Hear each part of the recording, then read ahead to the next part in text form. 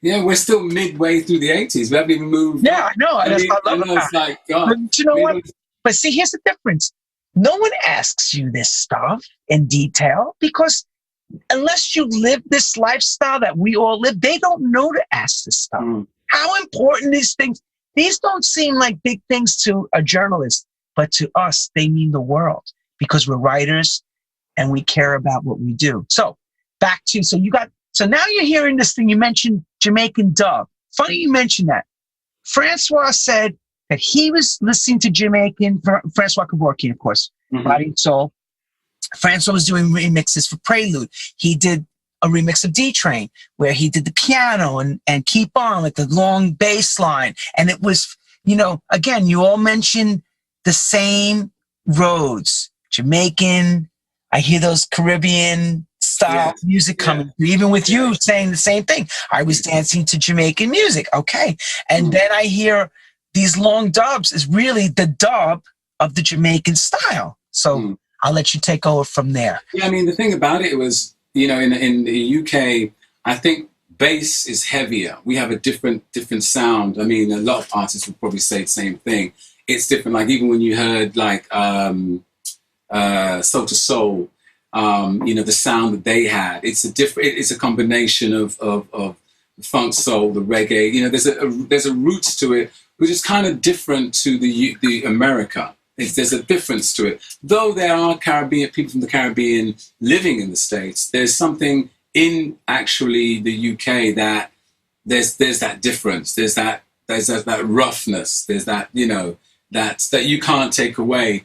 And in the States, I remember working, we were working in Los Angeles, and I was with, what's his name? Randy Goodrum, and my God, what's his name again? Oh, he worked with Narada. I'm trying to think. Great. He wrote We Don't Have to Take Our Clothes Off, Preston Glass. And we were in the studio together, and we were jamming, and I remember we spent hours just singing Jackson 5 B-sides and album tracks that you would not even think. Everyone's B-sides, I think, by the time we finished. And it was a scenario of we were exchanging, which was really great. And I've got wonderful memories of working with some great musicians and classic moments. We had, even on the last time, I think we've got Kenny G playing on the track. But the DJs that I have been surrounded by, obviously I did the Arthur Baker album, but even which was the, oh my goodness gracious, Give It to the Rhythm. But the classic moment for me was working with Tada Vega on Let There Be Love, and I grew up listening to Tada Vega, hey man, give it up for love, give it up, that was like a, classic track. On Motown, yes. Yeah, on Motown, and then all of a sudden, here I am in the studio, me from North London, singing with Tada Vega. So you have to understand how we feel as DJs. I'm with D-Train, I'm with you. You're all the voice of our generation. So you can understand how we feel about all of you in the sense, and we did a track together too. Yeah, that's what I'm saying. You. It's classic. Yeah. It's a classic. But you know what I mean? And I'm saying is, as just besides of writing a record, but just hanging out with people that you played their records and saw them on that little thing called the boob tube, the television. It makes a difference, when you see someone on TV and then they're with you. It's a whole different world. And you can appreciate that because you're telling me who you hung out with. You're the people that you looked up to. I've always given other DJs chances, especially up and coming DJs. I had a huge garage record in 2000 called Mind, Body and Soul, and DJ Fantasy's like a dubstep drum and bass DJ. And I had known about his music, but I listened to it and got into it, and it was a different genre. And UK garage was like hitting quite heavy. And I thought, okay, let's try it, and that's what I've always done. Even when I did stuff with Peter Rohofer. Remember Peter Rohofer? Oh, yes, may he rest in peace. I wrote some hits. I wrote, oh my God, what's it called again? I wrote Sugar Pie Guy, and I wrote... I didn't know you wrote Sugar Pie Guy. Sugar Pie Guy. I wrote Sugar Pie Guy, and I'm a co-writer on that. And the other one... Get in my car and have a ride. I remember that. I sang on Pleasure. And I sang, what's the other one? There's another big hit with, oh Christ, what's his name? A Swedish guy. And he was, I don't know how he became part of the record, but he became part of it. Anyway, with Peter Rahoff, I went to Austria, worked with him. And one of the tracks on his album called Fantasy was a track I played the keyboards at home, sang on top of it, and put it on my answer machine. And he listened to the answer machine and says, Lee, what is this track that you have on your... That sounds just like him. I like this track. What is this track? I said, oh, it's just something I did together on the sequential circuits. No, and Sonic keyboard. I was doing all my sequences on it. And he said, oh, I like this track. Can you send this to me? I want to use this. I said, oh, okay, cool. So I sent it to him, and he redid the whole thing and put it on the album. But you know what's funny about Peter? May he rest in peace, Lee? You could never tell when he was excited nor angry. He had the same tone. He had one linear tone. Are you excited over the record? Yes. Do you not like the record? Yes. It's like, are you okay, Peter? Yes. He was Austrian, so Yes. He was really. But he was very fair, and before he came to work in New York, obviously he was in Austria, and he blew up really big. And I used to laugh at what he was doing, who he was doing, because it was just fun. I've even got some demos of some of the stuff I sent for some of the singers to Connie Harvey and stuff to sing on and stuff like that. And that was the 90s when I did a lot. I went more underground than the railway, I think. I did so many, different things. And I was the Freetown days of Sankey. Oh, Lee John. And the Mighty Power Love. And yes, that's Mood to Swing. Mood to Swing. Can you Springsteen texted me yesterday. Sing that. Power, power, power. That sampled a lot. Da, da, da. I should find it if I could. Oh my God! Everyone, you know Power of Love? Oh my God! Power of Love. Mighty Power of Love is like I should get it. If I could squeeze this, I could find it. Let me see if I can. No, don't play it because we have a takedown. No. Okay. That's why I don't play no music. They'll take it. Lenny does not play music on his show. But the Mighty Power of Love is become a classic to the point where when I was doing Reborn in the USA, we went to Detroit, and the guys and girls there, they said this track is an anthem. They'd play it, it down. It was like, and this is late night. This is in the. But before we go back, let's go back before that. Arthur Baker, and one thing I want to bring out something very important, okay? Mm-hmm. Again, West Indian culture. In Imagination, those Moog bass line sounds are very W-ish. Was that the thought process with it, or just was something somebody sat down and played the bass and go, we're just going to go with that? Or when you Tony Swain is like a silent genius, and Tony Swain was one of the brainchilds behind our Imagination sound. And he basically, we had a Harrison desk and there was a lot of different effects, like I got it in my studio here. And he had this, it was like a very mashed up, simple Moog machine, Moog bass. And that's what he did all the bass lines on. And sometimes he'd overdub it with piano, but he wasn't fluent. So he'd edit a lot of things together. And he was very ahead of his time when it came to, like now people do sequences and stuff, and he was ahead of that. And I mean, I remember I used to sit at the bottom of the 1/4-inch machine as we were spinning in vocals. And that was very new at the time when we were doing it. And I'd be catching the tape and stuff like that. So I'd do one chorus, do all the harmonies, do all the different variations, and then we'd spin it in, get it in time, to save time, because at that time, studio time was very expensive and they didn't allow you as much time. So we had to get a lot of stuff done. So he was a genius in that. And Steve, his partner in the studio, also added to that. But Tony also had one thing which was very good and great for an artist, was he listened. So if I had an idea, if anyone had an idea, he would listen and not throw it away. I'd come back and he'd use it.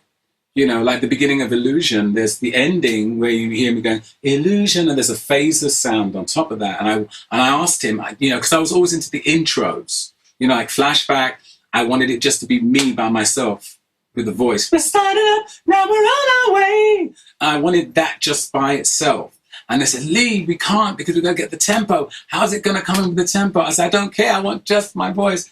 And then it was like a compromise, because then I had to have some kind of pulse. So they had the down, down, down, the chords, the road, down, down, down. So there's all these little things that was happening in the studio. Like even with Burning Up, there's a lead vocal on Burning Up, which will surprise people at the end of the year with something on that. But with Burning Up, I'd written the lyric and a melody, but I wasn't happy with it. And the record company was pushing us to put, you know, we had to get the next track on the album because we had a date to cut. So I didn't even get time to put the vocal on it. So we had to, it went out as it did with the, I'm burning up, you know. So there's all these little kind of stories. I mean, Tell Me Do You Want My Love, which was on the first album, was like a number one in Canada. And people didn't even realize, you know, it was a huge, huge record. And one of my favorites because it always had that summer feel to it. My ad-libs, I think I stole from Natalie Cole, you know, the skibidi-bidi-yow, you know, from Mr. Melody. I love Natalie Cole. So I still, you know, I love some of the riffs she did. So I borrowed a few in a sense like that. But you wouldn't know which ones they are. I know. You change and you make them work with what the sounds. Oh, yeah. I mean, you know, it was also about having fun and enjoy doing it. You know, there was a ballad on the first album, Don't Look Back, I'll Always Love You. And I wrote it and I just wanted piano and strings. And Tony had no idea what I was going to do. And I played a little bit to show him what I was doing. Then he took over and he played. It was kind of like a She's Out of My Life thing. And to the fans, it's become a classic in itself. You know, prior to Music and Lights Changes and Illusion, all of these, you know, your early beginnings, the early music things are so, so important, you know. And then discovering the DJ contact, because that was very, very important. The whole DJ connection was very, very important because, you know, that's like what was in the grooves. And as time went, you know, records were changing, times were changing, and, you know, different people was into different things. And, you know, we started touring a great deal. And so sometimes by the time you release your track or album in Japan or wherever, you know, they're just catching up with the first album, you know. Right. Like that. So that was one of the things, especially in the 80s, we were always seemed to be behind in Germany or whatever, doing what we did like a year before with another country and stuff like that. But it was, for us, we were like Black British ambassadors because there wasn't any Black British groups like us doing what we were doing. Right. So, you know, all the guys, you know, they put all their energies and strengths and the whole team. It was a teamwork as well. You know, it was just trying to make it work and make it the best and be as strong as you can and be different. And I think that was the whole thing, being different, you know, the outfits, the looks. And I'm a purveyor of that, trying to do your thing, you know, and some people sometimes feel because of, you know, they've got friends around and what their friends are going to say. No, baby, go out there and do it. You know, You have an idea. You want to turn your hat around this way. You want to be upside down. Go and do it. Try. Experimentation is so important. You know, if I didn't experiment, I don't think I'd have been here now, you know, and doing different things, you know. Sure. It was a pleasure for me, you know, doing the Gorillaz album, you know, and doing the Lost Chord because they were into the sound. They were into... and it was like we were friends, you know, we knew each other. And there's certain elements that people loved from our music. Even when I worked with you, it was great because I did my Ashford and Simpson thing. We went crazy on Could Have Been You. It's like, you know, could have been you. It could have been you. You know what? I always get confused whether it could have been you, could have been me, because it sounds like it's the same title. And I always think, oh, is it could have been you, or is it could have been me? And I just love all those harmonies. And I kind of stand back at stuff and I kind of listen to things, not like it's me or it's you. I'm just thinking, oh, I like that. That's, you know, and that to me, it's a good song. You know what I'm saying? Something that's cool. So we have got to bust that one out again. We'll come back to that. Yeah, definitely. But we all want to know about Instinctual as well. Oh.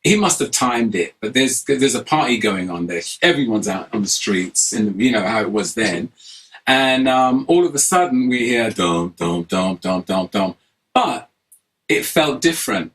It just felt different. The whole atmosphere felt different. And we got out of the car, and I started dancing and carrying on, and whoo, and I forgot all about the key. It was like, because the vibe, and everyone was just going, "Oh, this is my tune. This is da da da."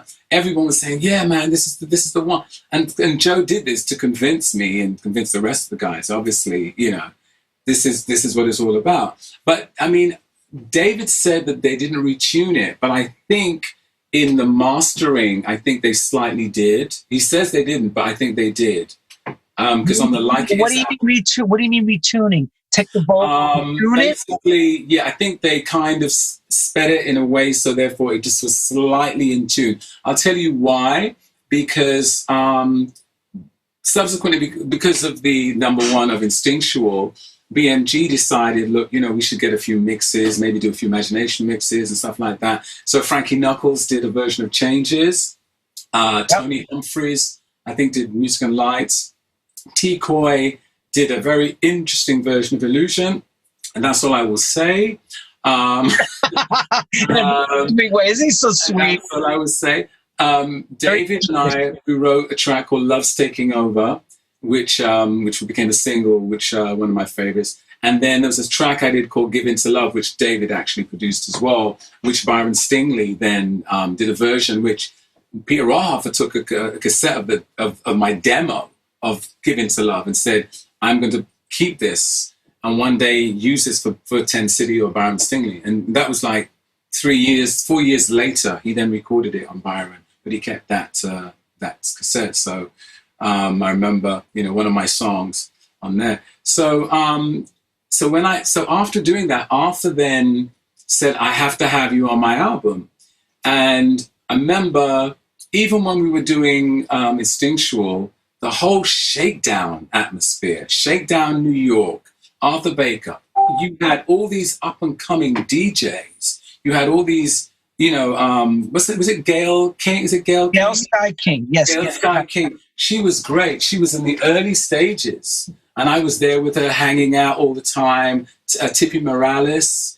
Oh my God, the names. There were loads and loads and loads. Benji Candelario was there at that, I think. Yes, Benji Candelario, yeah. David, I think David Sussman was engineering there as well. That's right, yes. Yes, yep. David and Eric Cupper.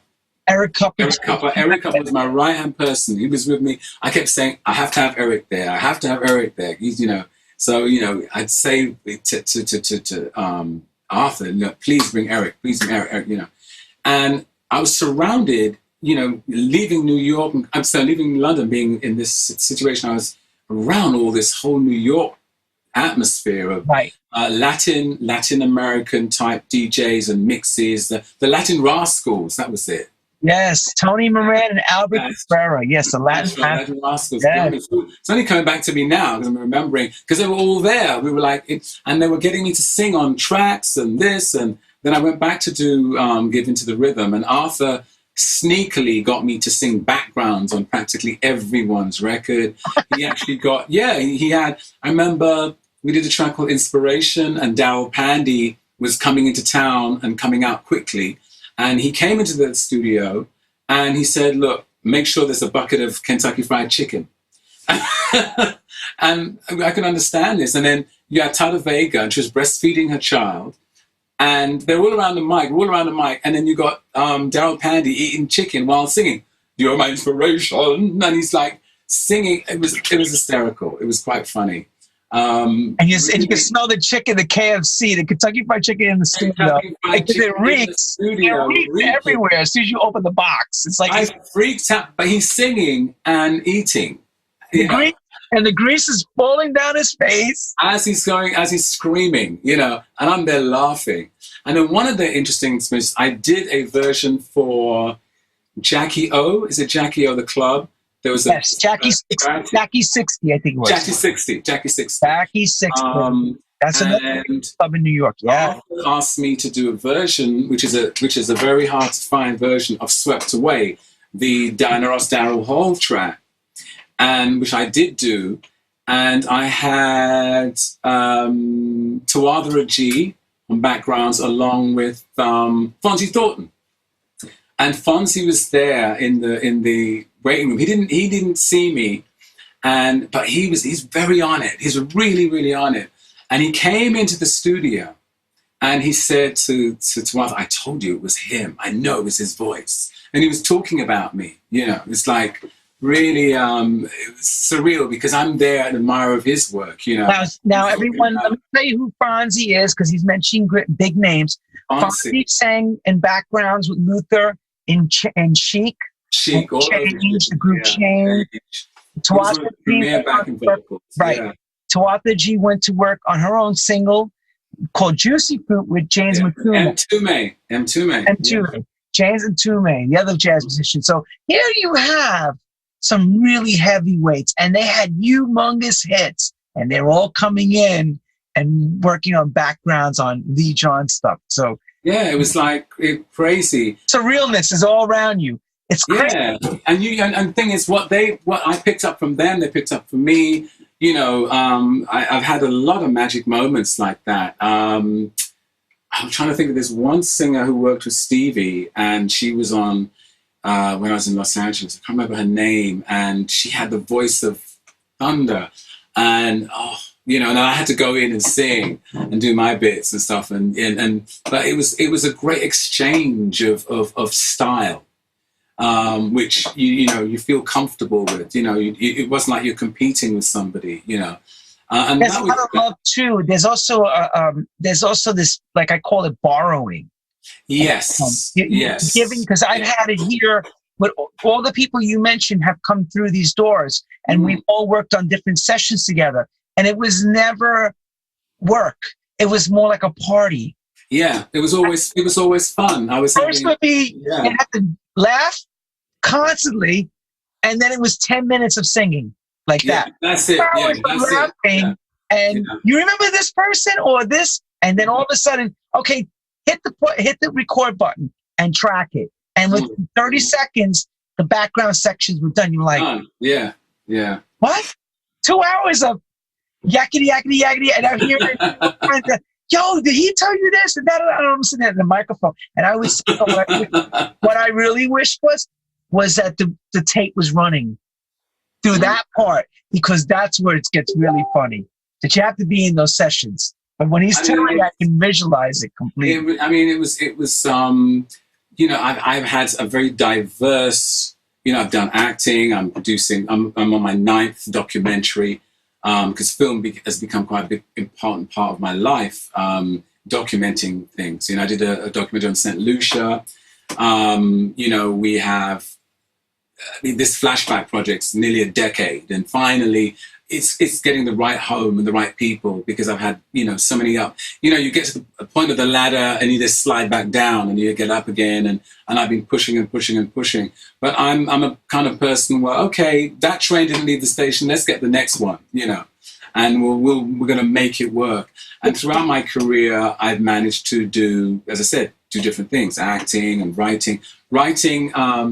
I have some interesting things coming up. I have a track which I was supposed to do the video nearly a year ago with Plastic Bertrand. Plastic Bertrand? Oh, I don't know. He's been huge in Europe. In actual fact, he was invited over by, not Lady Gaga, but somebody like that, to perform last year on tour. And obviously that got cancelled. But I wrote a song called Don't Stop, which the record company over there love, and they want to do the video.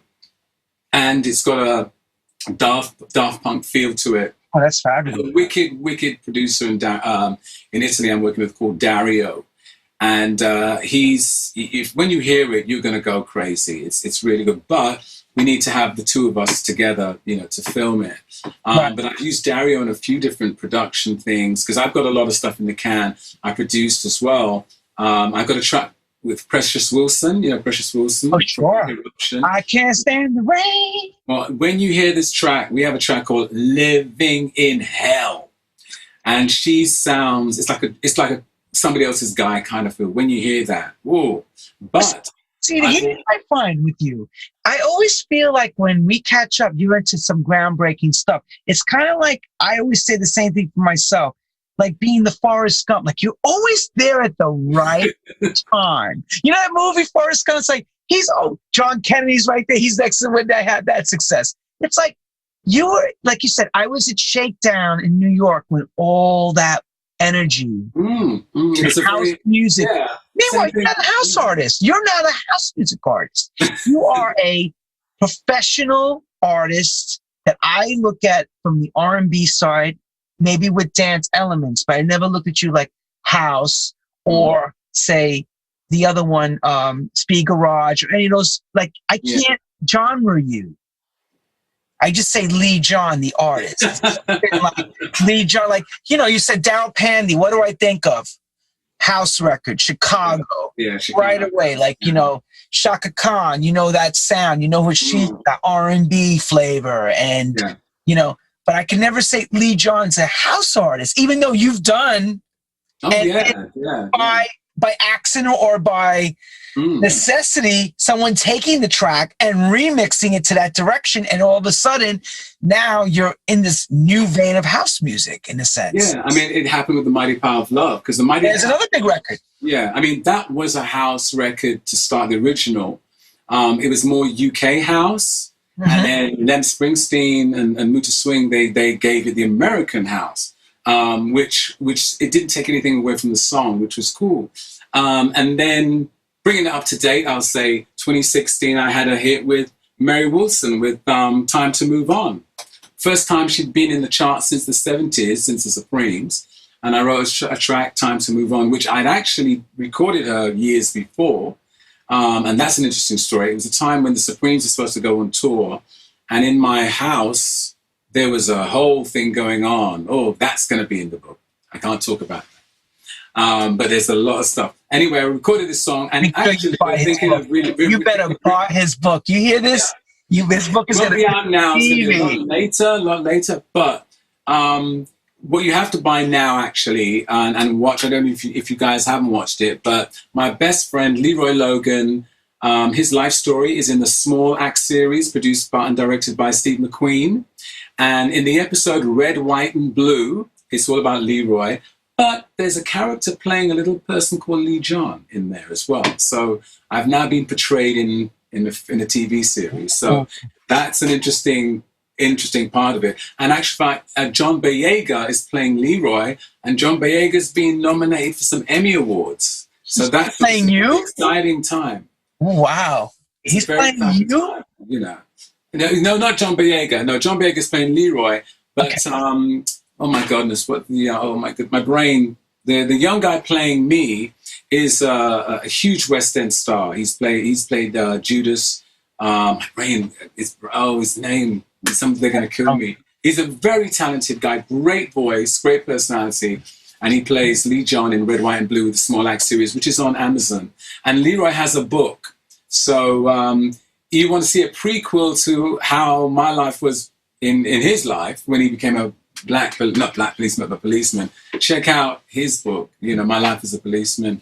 I can't remember people's names and things like that, but Leroy Logan, check his book on Amazon. Leroy Logan, look that up and make note of it. And there's a little bit about me in there. So for them to actually film a bit about, and actual fact, in the Red, White, and Blue series, in actual fact, the proudest bit of it is that there's a young lady playing my mother, because my mother was very worked in the community and still does work in the community in North London. So we had a very grounded life. Even though I lived this, life like that, I had a very grounded life. And my friends we're very real. We have a good time. We still love our champagne and our red wine, but we keep it on a good natural level and enjoy life, in a positive way. Yeah, well, you could tell you're grounded because your work habits show it. You're constantly always, you're a workaholic. You're always going. That's not. Well, that's what I know. I mean, I grew up in that period where that's what it was all about. It was about, hold on, who was this? Somebody's coming through. Tyrone Huntley. Thank you. Tyrone, Archie, that's my manager. Tyrone, thank you, Archie. Tyrone Huntley. I'm so sorry, Tyrone. Let's give Tyrone, let's explain it one last time. You must go on YouTube and check out Tyrone Huntley. He is an amazing talent. He actually did an excerpt from Rent. They did a whole festival of different musicals, and he's fantastic. And then, he did Judas and Judas Priest Superstar. I think he got an award for that. He played in, my brain's going. But he's a very, very good talent. And I was very, very happy and privileged that he played me. He did what he did his version of me. But it was good. And it's great to encourage talent like that. And he's very, very good. I mean, the voice just went bam, and a very true, a really good gift. And so I'm pushing him as well as John Boyega, who's going to get some awards. So watch out for John Boyega in the next, I think, award week is. Oscar nomination goes to the one that played Lee John in the screenplay movie. You know what? It's good. It's just good to be. Is it affiliated with? Okay. Oh, my friends, blah, blah, blah, got They're Oscar nominated. They're Grammy winners. Exactly. I want that. I'd like to get it for the song, though. Best song of the year, written by. That's it. Well, you never know with the Gorillaz, with the Lost Chord. There's been a lot of talk about that. So, that band seems to cross many different genres. The Gorillaz. It was an amazing experience. We did 3 shows. I think 1 million viewers streamed. That was Christmas. We were in our little bubble. Damon, Jamie, all the crew, just amazing. They've got a really great team. They have it organized very, very well, protecting everybody. And Jamie's, it's like a friend, like we met and it was like, we have a joke, we have a laugh. It's just very natural. And I think if you're yourself, then, things creatively. And what I liked about writing with Damon and the guys was it was all organic. And then the sounds come out and you can create your own visual tapestry and melodically and things like that. And it's like when I do interviews with different people, I'm always very different with each one because each one, you offer something different. There's a part of you that's always different. And I see myself as an artist, not a celebrity. For me, a celebrity, you don't really know what they do. They're on that show, or you see them there, but you don't know what they do. And I've come from the era of where artistic integrity, what I liked about America in particular, when I go there a lot and you speak to people about the songs and stuff, they'd know your lyrics. They would be speaking the lyrics to you. And that was an amazing thing when someone actually speaks the lyrics, like someone would say, In and Out of Love, hey love, look what you done to me. You chained me with hostility so I could never see. The nightmares I've been having about you and me, definitely they're going to come through. And someone's speaking that to you. And I get a lot of that. And funnily enough, with the Lost Chord, with the Gorillaz, a lot of the fans are using the lyrics and they're putting them on T-shirts, on Instagram. They're I'm playing. I don't know if you've seen the video. I'm a monster. So they've got me.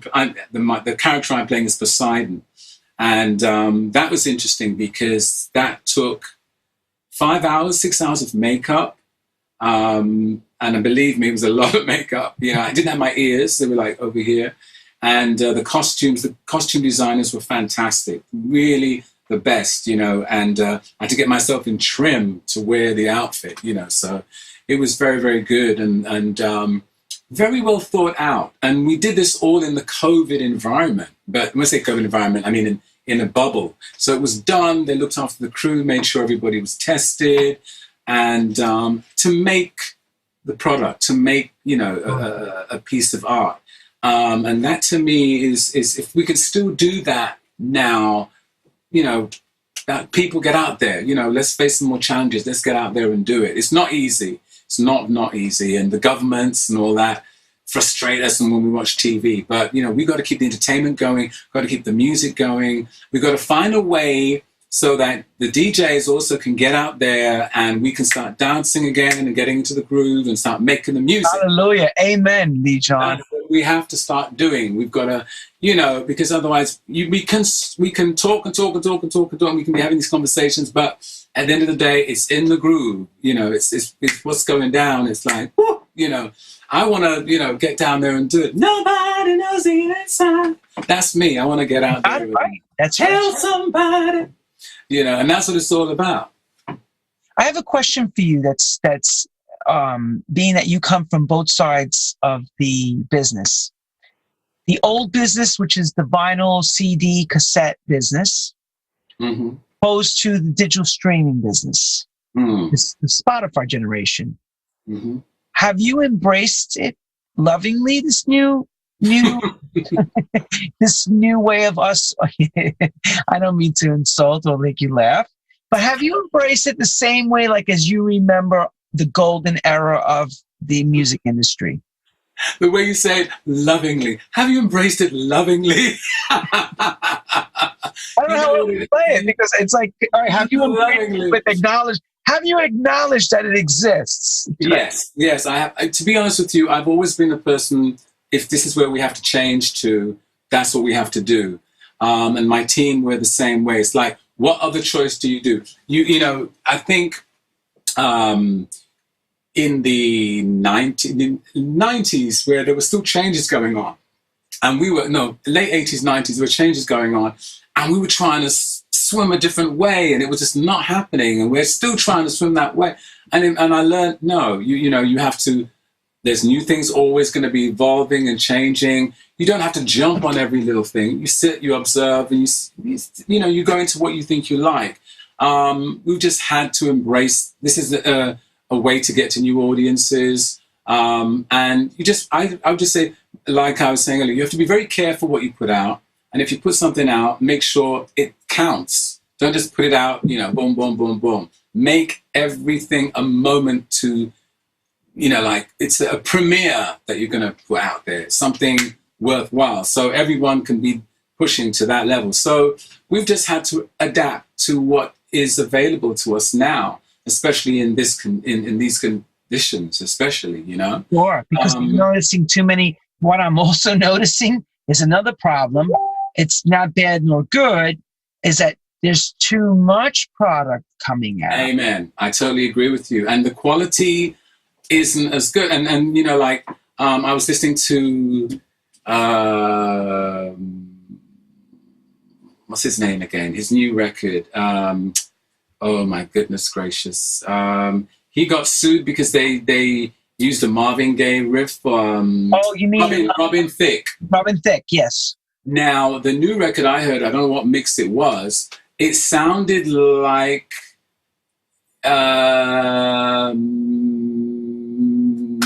producer of Level 42, Inspector something. Anyway, Robin Thicke's music, it sounds like, I'm saying it now because that's what it sounds. It sounded like underneath the layers that I was hearing this track that the record is it's an instrumental record, and it was by he passed away recently. He produced records for Level 42, and that is a situation now where sometimes you're listening to a track thinking, oh, I know this track. Right. And then you listen, oh, and it's something else. So it's the originality nowadays. Is, you know, like everybody's sounding like Beyonce. Because I was listening to something, oh, is that Beyonce or is that Rihanna? You know, it's that kind of thing.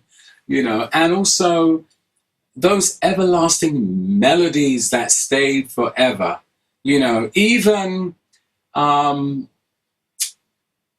most simplest thing, I tell you, one of the most simplest, not simplest, it was simple, but I used to love this album. And it was because I thought it was very clever. And I think it was the second or third Donna Summer album, Love Trilogy, Try Me, I Know We Can Make It. It was yes. The whole thing. And I just loved that you had one song all the way through.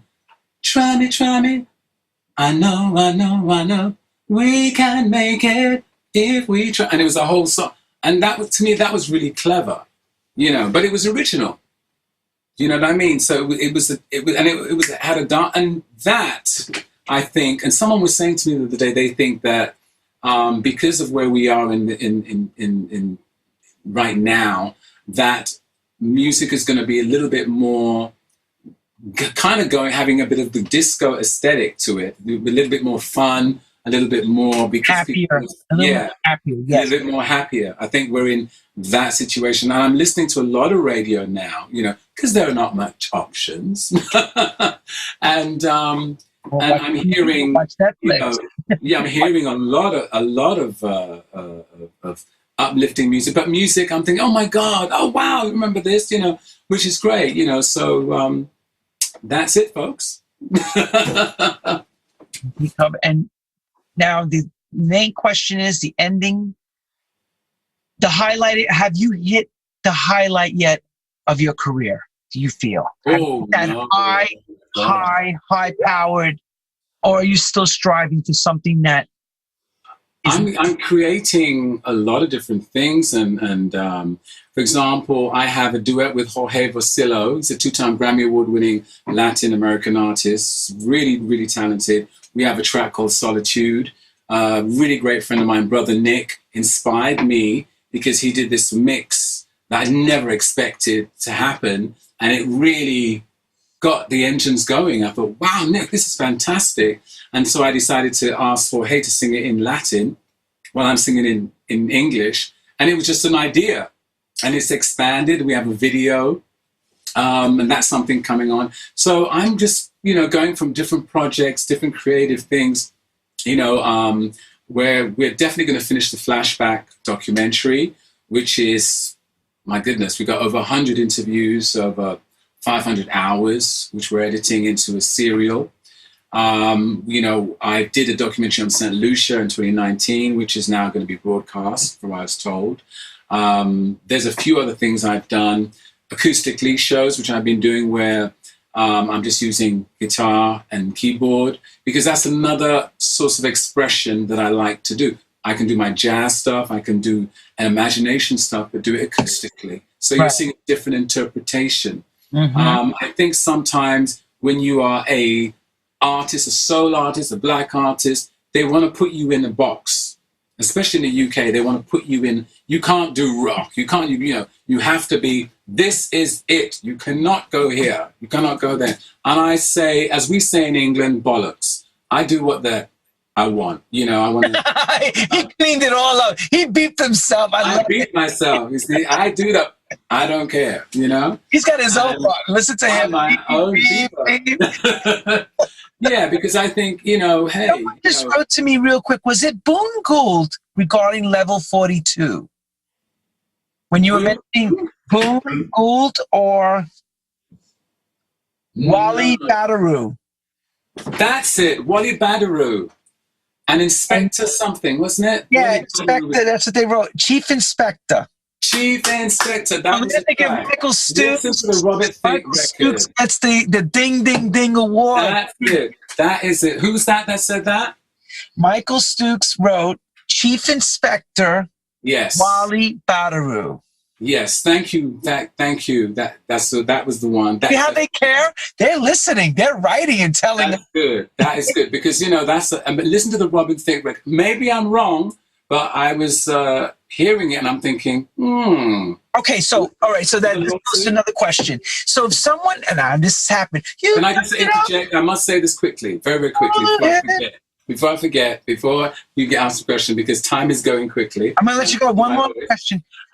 Basically, just to let you know, guys, that we are. I mean, it's been long awaited. Okay, we are doing books and all that kind of stuff, but we are preparing to the end of the year to next year. It's the 40th anniversary since Body Talk, and next year, 40th anniversary for Illusion. So we are preparing a huge box set with original stuff, unreleased things. It's going to be quite mammoth because there's a lot of different things that you didn't know. You know, we were doing some jazz tracks in between what we were doing and outtakes and things like that. And so there's going to be a lot of I got to get my hands on that. I must. Yeah. There's some. I'm being very careful what we put out, you know. But there's going to be some interesting things. There's some. When we were in Los Angeles, we did some interesting recordings that never saw the light of day.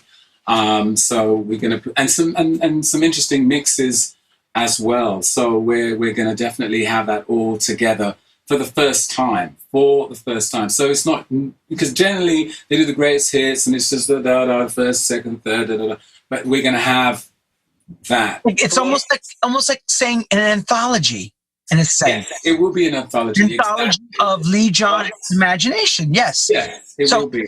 So here's the final question. Mm-hmm. Writer, producer, you are, singer, the whole thing.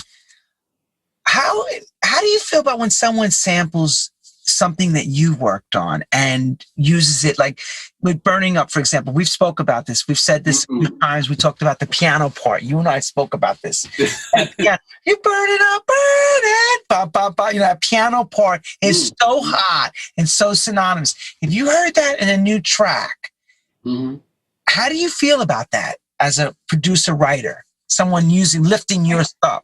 Well, in 2021, I love it. I think, you know, it's still giving it a new life, a new spirit. So there's lots of kids that send me different mixes or send me ideas as well. You know, I've had a lot of people saying, Lee, I heard what you recently did. Were you interested in working with me? I'm getting a lot of that, which I encourage, which is good. Some I like, some I don't like. When they give me son of illusion or daughter of illusion, then I think, oh my God, you know. They'd like say, "Oh, I've done a mix for you," and listen. But even this, it's the grandchild, which is the grandchild of illusion. And you're hearing it. Oh my goodness! So what have you done to my song? You know, get it away. And believe me, I've got tons of them. When they, you know, they give me the son, the granddaughter of illusion, the granddaughter of music and lights, and you write back, they're giving you something new. And I'm thinking, listen to the original. Listen to the original, and then the stepchild version, Lee. They give me the stepchild, the stepchild version. You know what I mean? I think I got something fantastic for you. Really? Oh God! I mean, there's one joke I have. We had the first single we ever did was Body Talk. The second single was called In and Out of Love. I'm in the studio working on the album. A writer comes in. This old guy comes in, and he's going, "Lee, I've got a great idea for a song for you, which I've written." I said, "Okay, what's it called?"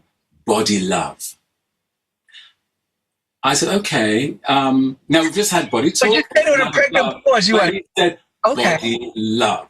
So I said, okay. And I looked at him and thought, are you real? You know, Body Love. I'm thinking we've just had In and Out of Love and Body, you know, but you're coming to Body Love. And that's how some people think. They're thinking, oh, because you had that, you're going to come in there. You know, they're giving you another stepchild. You know, no, we don't want any more. No, that's another some cat litter. No.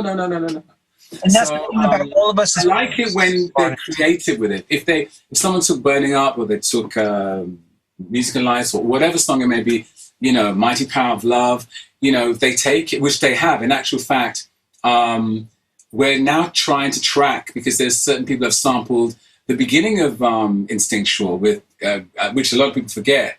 The first thing I say on Instinctual, I don't know if you remember what it is. I know you say something, but I don't remember exactly what it is now. But I do remember hearing your voice say something. Go ahead.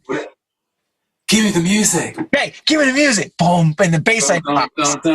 And that's been sampled, as you must know. It's been sampled many times. Exactly. So we're trying to find the money for that, because that's my voice. So, you know, and that's what they forget. It's like when James Brown was going, you know. But there's a lot of people taking give me the music and using that. So, you know. That's it's cool though. It's really cool. You know, it's 40 years later and the music still lives on. And we're still talking about it. We're still talking about it. And as long as it creates enjoyment and you can enjoy yourself listening to it, and it can send you away, it can, you know, you can fantasize, you can, you know, do whatever you want to do. Great, you know. I mean, it's like, even with the outfits, we had, what's it called? Shakespeare's sister, whatever they're called. Not Shakespeare's sister, Scissor Sisters. Were saying they were copying some of the ideas. They watched all our old videos and they just took ideas. You mean the people that did Break Out, that band, Sister Sisters? No, that was that's the other one. That's no, Sister Sisters was the group signed to Elton John's label. Oh yeah, okay. Yeah. Because I always love how you guys look with the bandanas cut and all the, and I'm thinking, who's doing the styling? Who was doing all that styling back then? It was a combination. I mean, I designed some stuff. We had another designer, Brian Clark. We had Ozzy Osbourne had a designer who I'd get to do things, and we had an array of different people coming in. Towards the end, I started to style a lot more. It was just really the period that we were in. Everybody was really pushing the bullet. Everyone was like pushing. Well, that's true, because even on the rock band side, the rock bands were looking very more feminine dressing. Oh, totally. Makeup, yeah. clothes, eye makeup, everything. Around that time, the 80s was all of that. Everybody was very extreme, and which was fun. It was a lot of fun. But it was a lot to maintain. You know, it was like wearing your uniform. That's the uniform you're wearing today. But we kept evolving. We kept changing all the time. So you couldn't keep up with what we were going to do. And I couldn't even keep up with myself, because I was like, oh, I like this. I want to go here and da-da-da. And the other guys were going to go there and da-da. So, you know, it was fun. And I think we definitely contributed something to the industry visually as well as musically. And, you know, we had some great production teams. And luckily, I was part of the creative side of all of that. So that to me is great fulfillment. That meant, you know, I got to I'm living out the dream that I intended to. All of you were, because even like Madonna, she was living in nightclubs at that same time. And a lot of Funhouse. Right. And at the Funhouse, Jelly Beans Club. And if you look at the clothes, that's what the kids were wearing every week.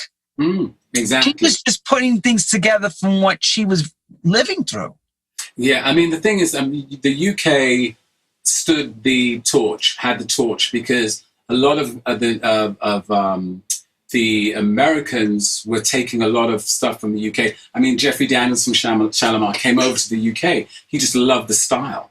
He loved everything. And also I think Jodie Watley, who came over as well, because Shalimar became very big there. And they just loved what we were doing. So we had a lot of influence on Europe and the rest of the world. And you still do. I'm hoping. Blown away by what I'm blown away by? I didn't know you lived in New York for that long. Yeah, 5 years. 5 years. That's a big change for someone, you know, especially those formative years and hearing all that Detroit sound. This was all over the radio. Yeah, it wasn't just Detroit. It was I'm just saying the sense. Yeah. You know, I think I heard more Motown music when I came back to the UK. I heard so much diverse music living in Brooklyn. And then when I went to Jamaica, Queens, where my grandmother lived. Yes, I remember that. You telling me that. Jamaica. Yeah, yes. Yeah. I mean, there was a church where the Edwin Hawkins singers would be singing right at the backyard. And I'd hear every Sunday when I went to my grandmother's, you'd hear the choir, you know. And my grandmother never thought I had a voice. She just said, oh, stop singing. What are you howling with those people for? You know, because I'd be like singing with the choir and everything. But it was great, you know, all in the book. Would you have been the singer you are today if you didn't make it over to America? That's something that's a question mark. See what I'm saying? Because a lot of people I've heard that from told me that they lived some years on this side of the pond. Yeah. That really changed the whole game for them. Well, I was a child when I was there. And I think probably I got from the America the energy. And also my ears. I think I had the ears and discipline, because, you know, I was in glee clubs and all that kind of stuff and choirs. So, you know, you develop a discipline. And once you take that discipline at the early stages, you can take that all the way through your life. And that's what it's all about, having those disciplines. You can lapse and have a great time. But when you know it's about the work process, then you got to, you know, when you're in the studio, boom, let's do it now, get it done. You know, let's write, whatever, let's create, you know. And now, like what you're doing something visual as well as musical. It's a great combination. So the two walk hand in hand, and that's where we're at. And if we didn't have those tools from the very beginning, I don't think we'd be here. Very true. Right about that. America was a very good influence, but as I said, I learned a lot from the sound systems and going to the reggae clubs and that scene and seeing live bands. Live bands was the learning ground, and then being a part of that, and then doing my own thing, then going to the soul clubs and being a soul ed and dancing and stuff like that. That whole thing creates who you are, and I think that's one of the things with some DJs and some producers. That's my last take, I would say, is that some DJs don't dance. They don't know, and they're creating the music, but they don't know. You don't know how to dance? Backbone. A good dancer. The backbone. They don't, they're creating it in computer. A lot of them do this computer-based music, and they're doing it, but they've got no backbone. They can't wind up their waist. I'm St. Lucian in the background. You got to be able to wind up your waist and know, let's go for it. And feel it. There's a really good producer in Los Angeles, very good friend, Derek Bramble, and he's a powerhouse. When he does soul, funk, everything. But when he was in the studio, and he would play you this thing, and he would be like, his veins would be popping out because you could feel that he was into it. And I thought, yes. This is what I want to be with. Right? I want to work. Yes. Yeah, like yourself. You get up there and you shake your booty. You're like, I always said some of the best DJs. I always said this. Great dancers. Exactly. They understand. They understand the feeling. And that is what has to come back. Because what's happening? I've worked with some of the younger ones. Nothing against them, but they don't dance. They're like, okay, we're going to put this sequence here and that sequence, and that sounds great. But come on, let's pump it up. You got to feel it. I always believe, the essence of it is if you don't feel it, it's not going to work. And if you don't believe in it, you can't sell it to the world. And on that note, sir, good night to you. And thank you. We love you, Lee John. You are a diamond, triple diamond award goes to you. Oscar nomination. I've got my award here. Here we go. Tony Award. Thank you so much. Tony Award. The Tony Award goes to Lee John. Check out for the small acts, definitely. But thank you, everybody, and I thank everyone for supporting this career of mine and spanning decades. Yeah, I mean, and stay with me on the train because the train's leaving the station. But if you see me on that, if you're on the station and my train comes in, jump on the train and join in with us. Because the train's going on, the party's still going on, and we're having a good time. We've got to keep the good times. Peace, love, light. We have to keep it going.